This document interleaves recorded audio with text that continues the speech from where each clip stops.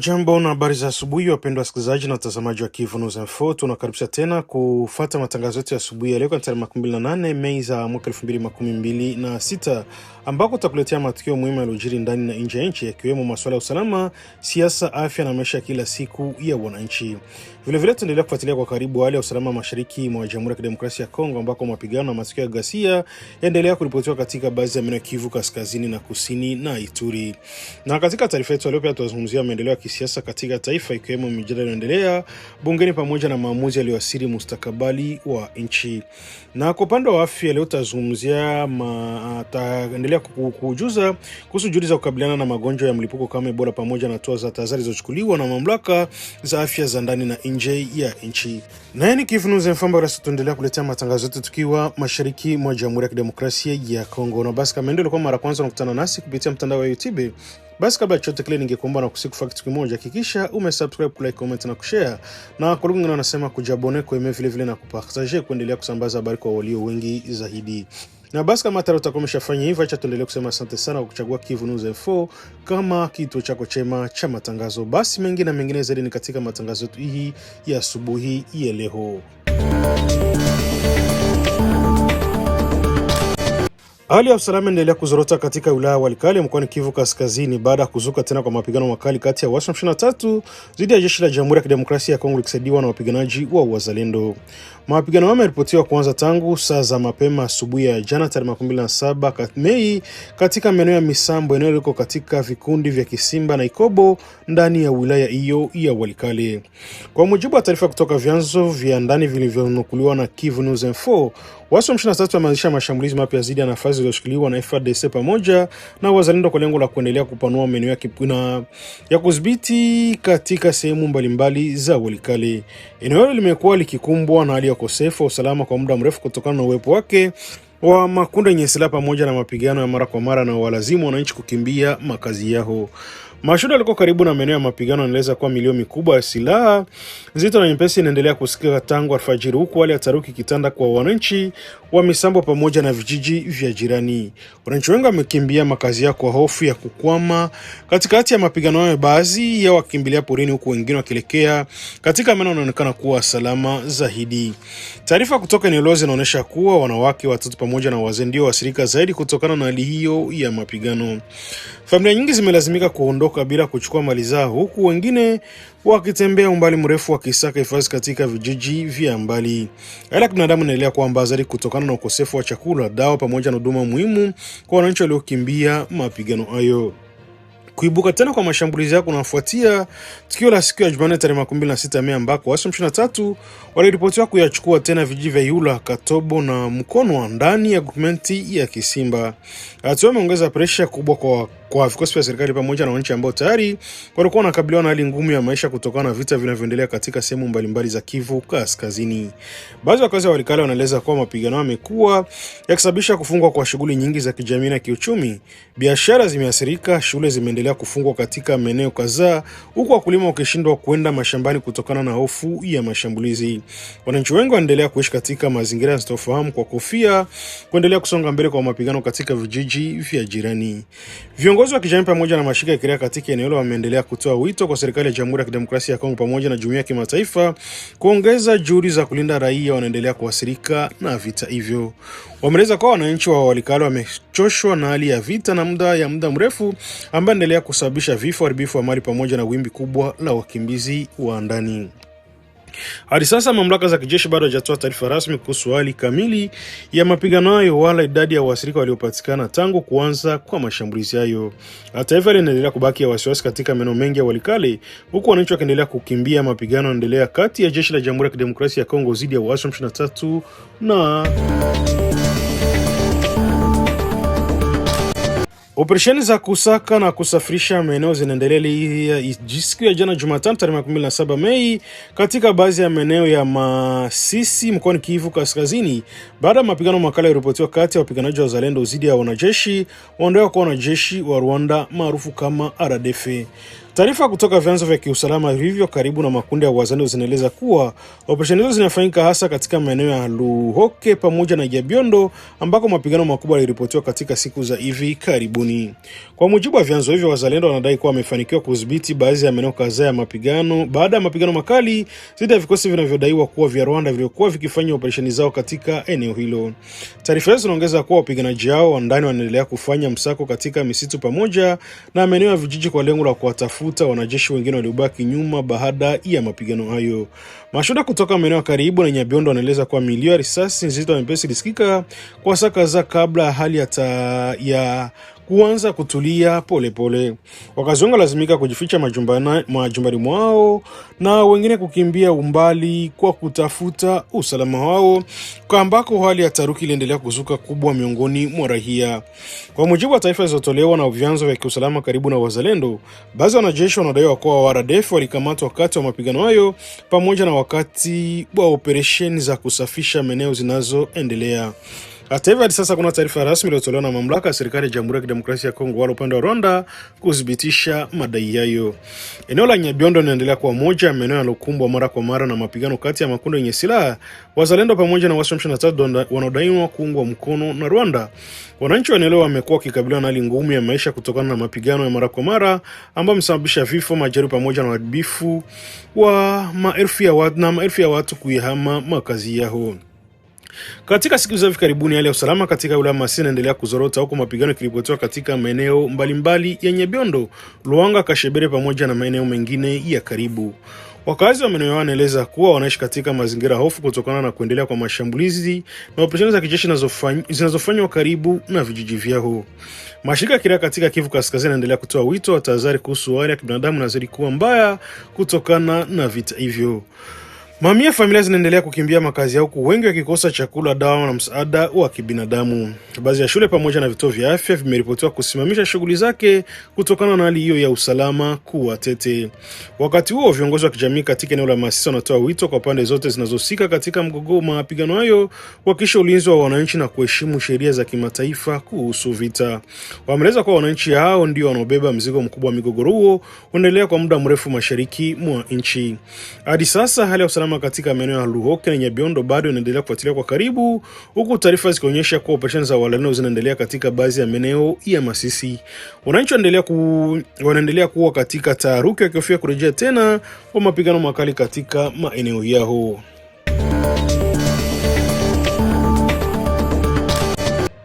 Hali ya taharuki ilitawala hii siku ya jana Jumanne tarehe 27 Mei katika maeneo ya mnuko wa Pemba karibu na kijiji cha Munene ndani ya wilaya Fizi mkoani Kivu Kusini mashariki mwa Jamhuri ya Kidemokrasia ya Kongo baada ya kutokea shambulio kubwa la watu wenye silaha walionekana wakiwa wamevalia sare za kijeshi.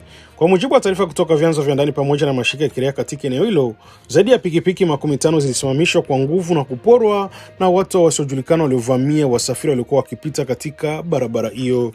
Mashuhuda wa tukio wanaeleza kuwa washambuliaji hao walitokea ghafla katika maeneo ya Pemba na kuanza kuwazuia waendesha pikipiki pamoja na abiria waliokuwa wakisafiri kati ya vijiji vya eneo hilo.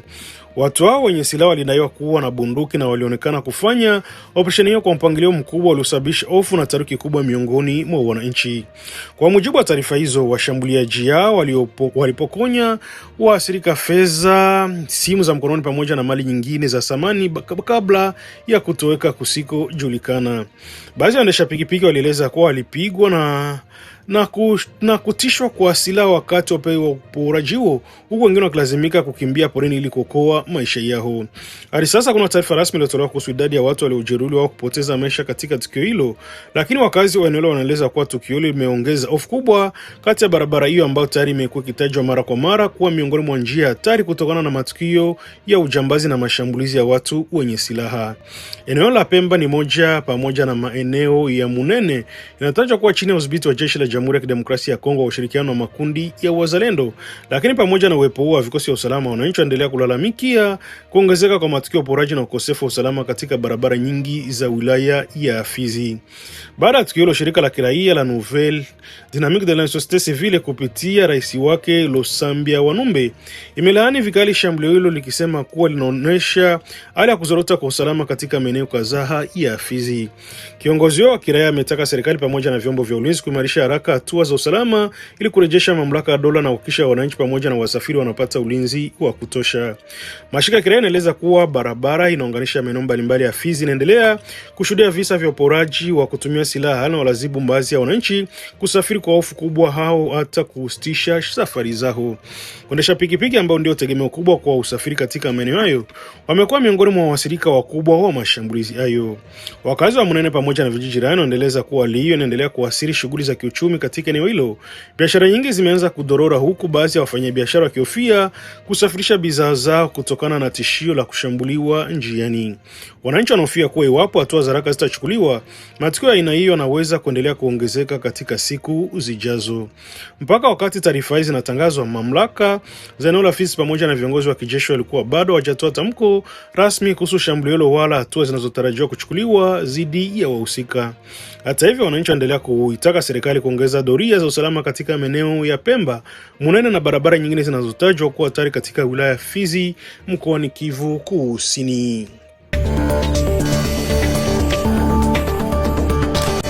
Hali ya usalama endelea kuzorota katika wilaya Mambasa mkoani Ituri baada ya kupatikana kwa miili mingine 7 ya watu waliouawa katika vijiji vya Pangolo, Makangalo pamoja na maeneo mengine ya gurumenti ya Bangole ndani ya sheferia Babila Babombi. Taarifa imetolewa Jumanne tarehe 26 Mei na mbunge wa mkoa huu Alensi Wako, ambaye anaendelea kutoa tahadhari kuhusu hali ya usalama inaendelea kuwa mbaya kutokana na mashambulizi ya waasi wa ADF katika eneo hilo. Kwa mujibu wa mbunge huyo, kupatikana kwa miili hiyo mpya kunafanya idadi ya watu waliouawa katika siku za hivi karibuni kufikia zaidi ya watu 30 ndani ya maeneo mbalimbali ya Mambasa. Wasika wanadaiwa kuuawa katika mashambulizi yanayohusishwa na waasi wa ADF, kundi ambalo linaendelea kufanya mashambulizi ya mara kwa mara katika maeneo ya Ituri pamoja na Kivu Kaskazini. Taarifa kutoka vyanzo vya ndani zinaeleza kuwa baadhi ya miili hiyo ilikutwa mashambani, mistuni pamoja na karibu na vijiji vilivyoshambuliwa katika siku zilizopita. Wakazi wa maeneo wameeleza kuwa hali hiyo ya hofu inaendelea kutawala huko, wananchi wengi wakimbia makazi yao kutokana na mashambulizi hayo ya mara kwa mara. Mbunge huyo Alensi Wako amesema bado kuna maeneo mengine ambayo hawezi kufikika kwa sababu ya ukosefu wa usalama, jambo linalozua hofu kubwa huenda kuna waathirika wengine ambao bado hawajapatikana.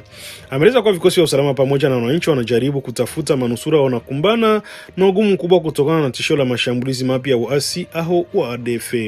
Kwa mujibu wa taarifa zilizotolewa, wengi wa waathirika ni wakulima waliokuwa wakielekea katika maeneo ya kilimo wakitokea Makamu, Matumbi, Mbau, Oicha, Beni pamoja na maeneo mengine ya Lubero. Watu walikuwa wanaendelea kutafuta riziki zao kupitia shughuli za kilimo kabla ya kushambuliwa katika maeneo ya hayo ya vijijini ambayo kwa muda mrefu yamekuwa kikabiliwa na mashambulizi ya makundi yenye silaha.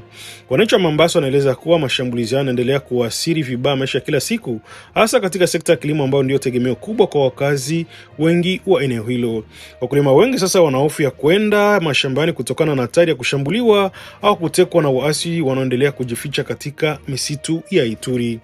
Katika matamko yake, mbunge Alensi Wako ametaka serikali ya Jamhuri ya Kidemokrasia ya Kongo kuongeza nguvu katika operesheni za kijeshi dhidi ya waasi wa ADF ili kuzuia mauaji yanayoendelea dhidi ya raia.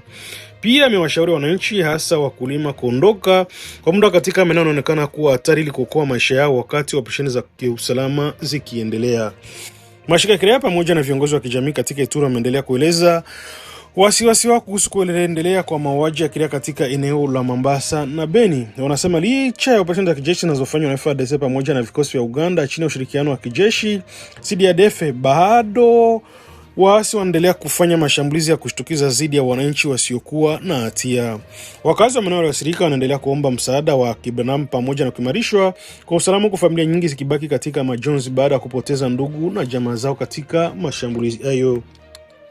Baadhi ya wananchi waliokimbia makazi yao wameanza kuelekea katika maeneo ya miji wakisaka usalama, huku wengine wakilala hata katika mazingira magumu bila msaada wa kutosha. Hadi sasa mamlaka za kijeshi katika Ituri bado zinaendelea kufuatilia hali ya usalama katika maeneo ya Bangole na Babila Babombi, wakati wananchi wakiendelea kuishi kwa hofu kubwa kutokana na tishio la mashambulizi mapya ya waasi wa ADF katika wilaya hiyo ya Mombasa. Hali ya taharuki na hofu kubwa imetawala tena katika wilaya Beni mkoani Kivu Kaskazini baada ya watu wenye silaha wanaodaiwa kuwa ADF kufanya shambulio jipya katika barabara Mambao kuelekea Kamango siku ya jana Jumatatu tarehe 27 Mei. Kwa mujibu wa taarifa kutoka mashirika ya kiraia eneo la Beni Mbau, shambulio lilitokea kati ya kilomita 15 hadi kilomita 18 kwenye mili huo muhimu wa barabara unaunganisha maeneo mbalimbali ya wilaya ya Beni. Taarifa zinaeleza kwa wakati wa shambulio raia wawili walijeruhiwa kwa risasi, huku mwanamke mmoja akitekwa nyara na washambuliaji hao kabla ya kutoweka naye kusikojulikana. Mashuhuda walikuwepo kwenye eneo la tukio wanaeleza kwa watu wenye silaha walivamia kwa ghafla na kuanza kufyatua risasi aliyosababisha taharuki kubwa kwa wananchi pamoja na wasafiri waliokuwa wakipita katika barabara hiyo muhimu. Kwa mujibu wa viongozi wa kijamii na kiraia katika eneo la Mbao, washambuliaji hao pia walifanya uporaji katika baadhi ya maduka pamoja na famasi iliyokuwa katika eneo hilo. Baadhi ya bidhaa mbalimbali ziliripotiwa kuchukuliwa kwa nguvu kabla ya watu hao kuwasha moto nyumba moja ambayo iliteketea kabisa. Tukio hilo limeacha wananchi wengi katika hali ya hofu kubwa, huku wengine wakikimbia vijiji vyao kwa kuogopa mashambulizi mengine. Baada ya kutekeleza mashambulizi yao, watu wenye silaha wanadaiwa kuelekea upande wa Matiba, eneo ambalo mara nyingi linatajwa kuwa miongoni mwa maficho ya makundi ya waasi wanaofanya mashambulizi katika maeneo ya Beni. Hali inaongeza wasiwasi kwa wananchi na vijiji vya Tabora, Nzuma, Mavivi, Mbau, Mangboko, Ngite, Vemba pamoja na Manyangose ambako wakazi wanaendelea kuishi katika mazingira ya hofu na sitofahamu. Wananchi wa maeneo wanaeleza kuwa mashambulizi yamekuwa yakijirudilia mara kwa mara licha uwepo wa operesheni za kijeshi dhidi ya waasi wa ADF katika mkoa wa Kivu Kaskazini pamoja na Ituri. Wengi wanasema usalama bado ni changamoto kubwa, hasa katika maeneo ya vijijini na kwenye barabara zinazounganisha vijiji mbalimbali vya Beni. Mashirika ya kiraia yanaendelea kulaani mashambulizi dhidi ya raia wasiokuwa na hatia na kuitaka serikali kuongeza uwepo wa vikosi vya usalama katika mili wa Mbau, Kamango ambako wanaendelea kushuhudia mashambulizi ya mara kwa mara. Wanasema kwa wananchi wanaendelea kupoteza maisha, kujeruhiwa na kutekwa nyara, huku mali zao zikiteketezwa kutokana na mashambulizi hayo yanayohusishwa na uasi wa ADF. Kwa mujibu wa baadhi ya wakazi, tukio hilo limeathiri pia shughuli za kijamii na kiuchumi katika eneo hilo. Wafanyabiashara wengi walifunga maduka yao kwa muda, huku baadhi ya wananchi wakihofia kusafiri katika barabara hiyo kutokana na tishio la mashambulizi mengine. Hata hivyo, baada ya hali kuanza kutulia, usafiri uliripotiwa kurejea katika mili huo kwa muda katika eneo hilo la Mbao kuelekea Kamango, ingawa wananchi bado wanaendelea kuwa uangalifu. Waathirika waliopata majeraha katika shambulio walikimbizwa katika vituo vya afya kwa ajili ya matibabu, huku jitihada za kumtafuta mwanamke huyo aliyekamatwa zikiendelea. Familia za mwanamke huyo pamoja na wananchi wa eneo hilo wanaendelea kuishi katika huzuni na wasiwasi, wakihofia usalama wake mikononi mwa watu waliomteka. Kwa sasa, kwa miaka kadhaa sasa, wilaya Beni inaendelea kuwa miongoni mwa maeneo yanayoathiriwa zaidi na mashambulizi wa ADF, kundi ambalo limekuwa likilaumiwa kwa mauaji ya raia, utekaji nyara pamoja na uharibifu wa mali mashariki mwa nchi. Licha operesheni za pamoja kati ya jeshi la FARDC na jeshi la Uganda dhidi ya kundi hilo, mashambulizi dhidi ya wananchi bado yanaendelea kuripotiwa katika maeneo mbalimbali ya Beni.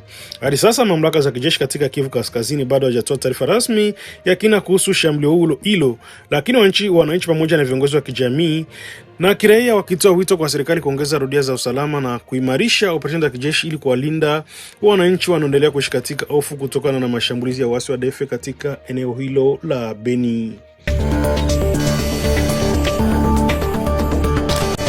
Jamhuri ya Kidemokrasia ya Kongo imepata habari ya kutia matumaini katika mapambano dhidi ya mlipuko mpya wa Ebola baada ya mgonjwa wa kwanza kupona rasmi kutokana na mlipuko wa 17 wa ugonjwa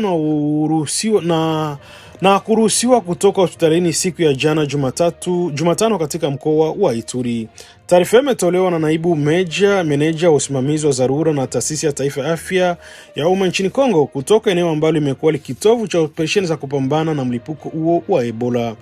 Kwa mujibu wa maafisa wa afya wanaosimamia mapambano dhidi ya Ebola, kupona kwa mgonjwa wako kunatajwa kuwa hatua muhimu na ya kutia moyo katika juhudi za kudhibiti mlipuko huo ambao umeibua wasiwasi mkubwa nchini, hasa kutokana na ukweli kwamba unaonekana kuwa aina ya virusi vya Ebola, na wataalamu wa afya wanaeleza kuwa aina hiyo ya Ebola ni miongoni mwa aina hatari zinazohitaji uangalizi mkubwa kwa sababu hadi sasa hakuna chanzo rasmi wala tiba iliyoidhinishwa kimataifa kwa ajili ya kukabiliana nalo. Mgonjwa aliyeruhusiwa hospitalini alipewa matibabu ya uangalizi maalum katika kituo cha afya kilichowekwa kwa ajili ya wagonjwa wa Ebola katika mkoa wa Ituri. Madaktari pamoja na wahuduma wa afya walikuwa wakimhudumia wanaeleza kuwa hali yake inaendelea kuimarika hatua kwa hatua hadi Vipimo vilikuthibitisha kuwa hana tena virusi vya Ebola mwilini.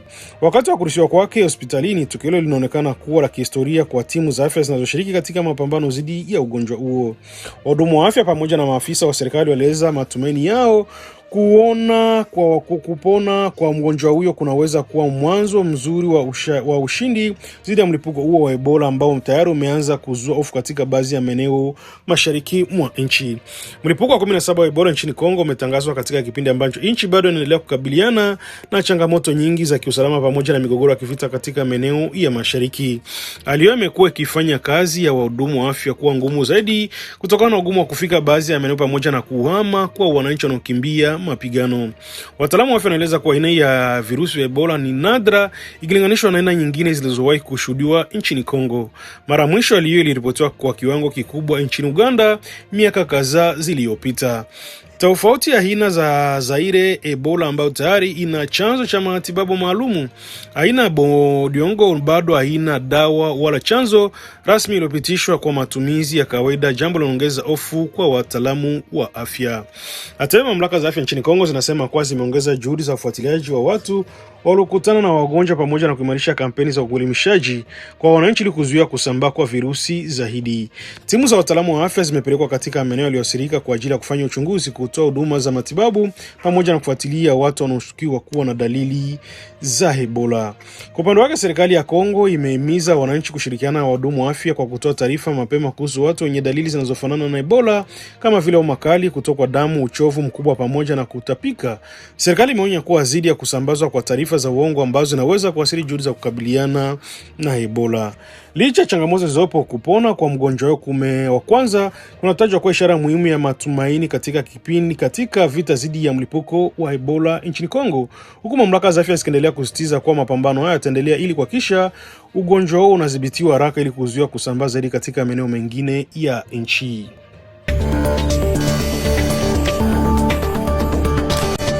Mvutano wa kisiasa unaendelea kuongezeka nchini Jamhuri ya Kidemokrasia ya Kongo kupitia mjadala kuhusu pendekezo la sheria la kuandaa kura maoni ya kitaifa ya referendum, huku wabunge wa upinzani kutoka kundi la wabunge la Ensemble wakihusika katika wakisusia kikao cha bunge kilichofanyika siku ya jana Jumatano tarehe 27 Mei katika bunge la taifa mjini Kinshasa.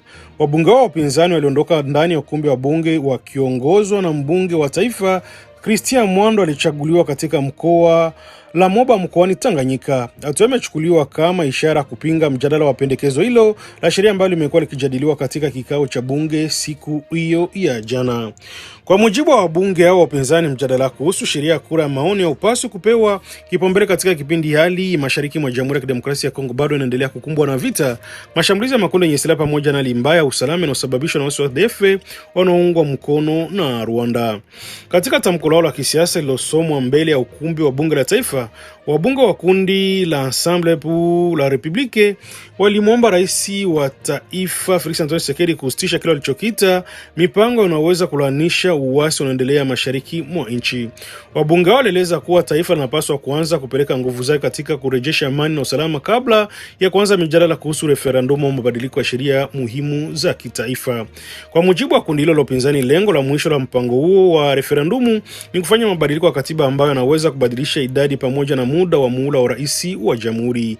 Pia walidai kuwa kuna hatari ya kupunguza mamlaka za kikatiba na majimbo kwa faida ya serikali kuu, jambo ambalo kwa maoni yao linaweza kufungua njia ya utawala wa kidikteta nchini. Wabunge wa Ensemble waliendelea kueleza kuwa katika mazingira sasa ya vita na migogoro ya usalama, mabadiliko ya katiba yapaswa kujadiliwa. Kwa mujibu wao, hatua hiyo ni mradi hatari dhidi ya taifa ambao unaweza kuhatarisha umoja wa Kongo na hata kuchangia kile walichokiita hatari ya kugawanywa kwa nchi. Kauli hizo zimeendelea kuongeza joto la kisiasa nchini Kongo, ambako mjadala kuhusu uwezekano wa mabadiliko ya katiba unaendelea kuzua mvutano mkubwa kati ya serikali pamoja na vyama vya upinzani. Baadhi ya viongozi wa upinzani wanahofu kuwa mjadala kuhusu referendum unaweza kutumiwa kama njia ya kubadili masharti ya urais nchini. Hata hivyo, kiongozi wa bunge la taifa pamoja na baadhi ya wabunge wa upande wa serikali wamekanusha madai hayo. Rais wa bunge la taifa Bonji Sankara alijibu moja kwa moja hoja za wabunge wa upinzani wakati wa kikao hicho cha bunge. Katika majibu yake, Mebonja alisema kuwa kuna anayepanga kuandaa referendumu ndani ya bunge hilo, bali wabunge walitekeleza jukumu lao la kawaida kutunga sheria. Alionya zidi ya kile alichokiita juhudi za kupotosha wananchi kwa kufanya waamini kuwa mjadala huyo tayari unaamanisha kuanza kwa mchakato wa kura ya maoni. Pamoja na kususia kwa kundi la Ensemble, uongozi wa bunge la taifa ulitangaza kuwa mjadala kuhusu mpendekezo hilo utaendelea kama ilivyopangwa ndani ya bunge. Hatua hiyo inaonyesha kuwa suala la referendum linaendelea kuwa moja mada nyeti zaidi katika medani ya kisiasa katika nchi ya Jamhuri ya Kidemokrasia ya Kongo katika kipindi hiki.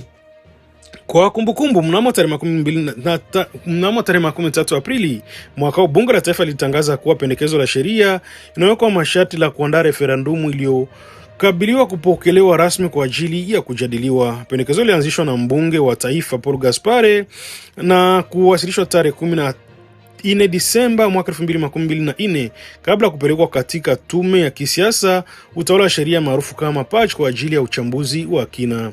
Wachambuzi wa siasa nchini Kongo wanaeleza kuwa mjadala unaweza kuendelea kuzua mvutano mkubwa kati ya serikali na upinzani katika miezi ijayo, na hasa wakati ambako nchi bado inakabiliana na changamoto kubwa za kiusalama mashariki pamoja na matatizo ya kibinadamu yanaendelea kuwakumba wananchi katika maeneo ya Kivu Kaskazini, Kusini na Ituri.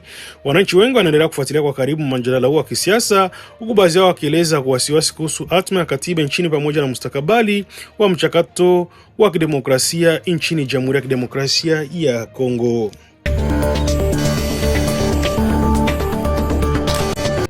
Jamhuri ya Kidemokrasia ya Kongo na China zimeimarisha zaidi ushirikiano wao katika masuala ya usalama baada ya kusainiwa kwa makubaliano mapya ya ushirikiano wa polisi katika mataifa hayo mawili mjini Beijing.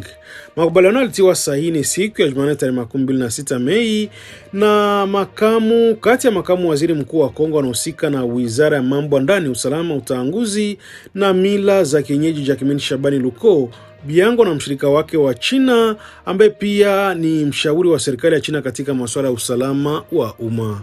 Kwa mujibu wa taarifa rasmi zilizotolewa baada ya hafla hiyo, makubaliano yanahusu ushirikiano katika utekelezaji wa sheria pamoja na kuimarisha uwezo wa vyombo vya usalama vya Kongo, hasa polisi wa taifa wa Kongo maarufu kama PNC.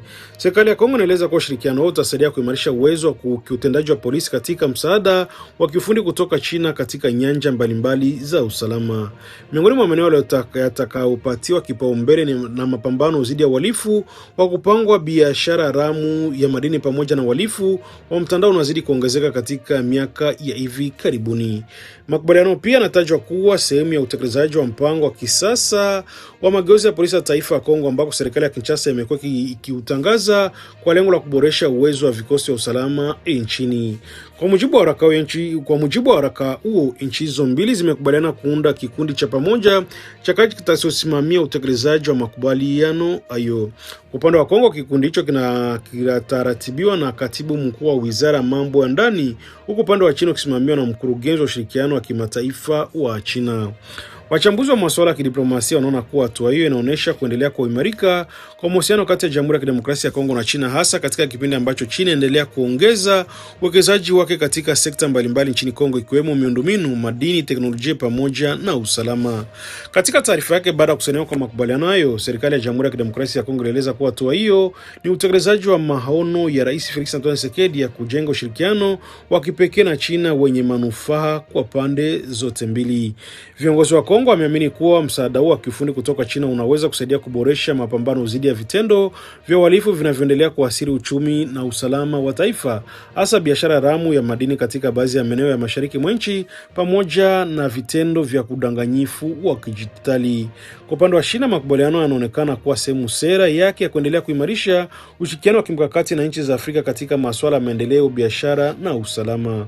Hata hivyo, baadhi ya wachambuzi wa kisiasa wanaeleza kuwa utekelezaji wa makubaliano hayo unahitaji uwazi mkubwa pamoja na usimamizi mzuri kuhakikisha kuwa ushirikiano huo unawafanuaisha wananchi wa Kongo na kusaidia ukweli katika kuimarisha usalama wa ndani wa nchi.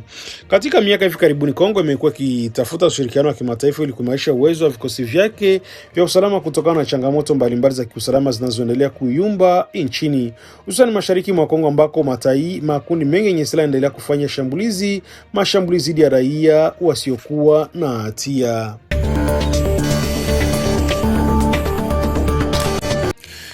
Na ni kupitia hapo ndipo tunahitimisha matangazo yetu ya asubuhi ya leo kwa tarehe 28 Mei mwaka 2026. Namba kwa kusikiliza ni Kivu News FM. Kila siku tuendelea kuletea matangazo yetu tukiwa mashariki mwa Jamhuri ya Kidemokrasia ya Kongo. Na basi kabla ndio ulikuwa mara kwanza unakutana nasi kupitia mtandao wa YouTube, basi kabla chochote au kuondoka, ningekuomba na kusifu kitu kimoja.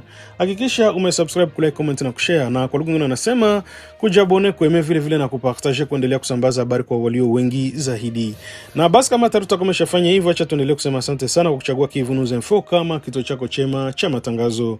Ni yana mazumeto kila siku tunakuletea habari saizi kwa kuaminika tena kwa muda mwafaka. Langu jina mimi ni Teloje Longa, sina la ziada ila tu acha niendelee kutoa shukrani zangu za dhati kwa mbona na sisi mwanzo hadi mwisho wa matangazo yetu ya asubuhi ya leo tarehe 28 Mei mwaka 2026. Basi tunatakia asubuhi njema yenye mafanikio tele, na nikwadi tena tutanane katika taarifa zetu za mchana wa leo. Bye bye na chau, baki salama. Skrini zetu zinaweza kuunganisha au kugawa.